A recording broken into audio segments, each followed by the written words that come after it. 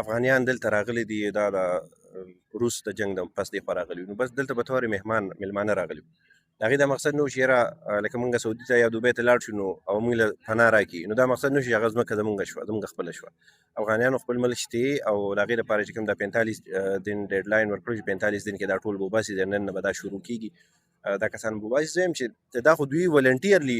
د پاکستان د حکومت شکریا ادا کړي چې تاسو موږ له اوس ساعته پورې په خپل ځای کې په خپل کور کې راله ځای راکړه په خپل کاروبار کې راله کاروبار راکړه شریک هم کړو ځان سره رښتې هم پکې وکړئ نو او ستاسو ډېره مننه ستاسو ډېره شکریا چې تاسو موږ اوس ساعته پورې وساتلو بس به موږ ځو خپل وطن ته به ځو خپل وطن به آبادوو دا خو په کار دي چې دوی لاړ شي او که نه دلته لکه پنډۍ کې اوس واقع شوې د افغانیان کراچۍ کې پنډۍ کې شوې د ما ذهن نه هغه هېرېږي خو هلته واقع شوې ده چې افغانیانو ډزې کړي دي او کسان یې ویشتي دي نو لکه دومره رویه داسې اندازه تلل چې دي دا خو زه وایم یاره دا خو د یو قوم سره بالکل نه ښایي که ما له چا ځای راکړو نو زه به د هغه د کړبسوم دغه چې دی نو زه به شکریا ادا کوم چې تا موږ له ځای راکړه نو په کار خو دغه چې افغانیان او زه وایم چې لازما لاړ شي چې دوی خپل وطن آباد کړي خپل وطن کې دوی هلته پاتې شي پاتې شوه د